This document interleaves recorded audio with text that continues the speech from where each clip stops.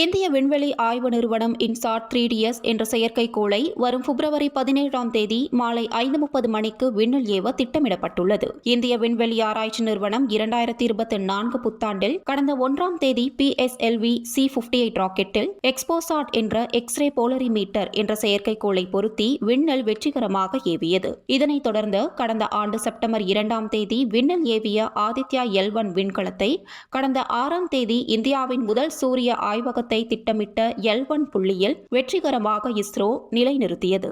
இந்த வெற்றிகரமான தொடக்கத்திற்கு பிறகு நடப்பாண்டு 12 திட்டங்களை செயல்படுத்தப் போவதாக இஸ்ரோ தலைவர் சோம்நாத் அறிவித்திருந்தார். இந்நிலையில் இஸ்ரோவின் காலநிலை மற்றும் வானிலை தரவுகளை பெறுவதற்கான இன்சாட் 3DS செயற்கைக்கோள் வரும் பிப்ரவரி 17ஆம் தேதி மாலை 5:30 மணிக்கு விண்ணில் செலுத்த திட்டமிடப்பட்டுள்ளது. கடந்த ஆண்டு மே 29ஆம் தேதி GSLV F-12 ராக்கெட் மூலம் 2232 கிலோ எடை கொண்ட வழிசெலுத்தும் NVS-1 என்ற செயற்கைக்கோள் விண்ணில் ஏவப்பட்டது. தொடர்ந்து 8 மாதங்களுக்கு பிறகு தற்போது GSLV ரக ராக்கெட் விண்ணில் ஏவப்படுகிறது. அதிக திறன் கொண்ட இந்த ராக்கெட் 3 நிலைகளுடன் கிரையோஜெனிக் திரிவ உந்து சக்திகளை பயன்படுத்துகிறது. GSLV ரக ராக்கெட்டில் திரிவ எரிபொருட்களின் பயன்பாடு மிகவும் சிக்கலாக இருந்தாலும் இது அதிக எடை தூக்கும் திறனை கொண்டுள்ளது.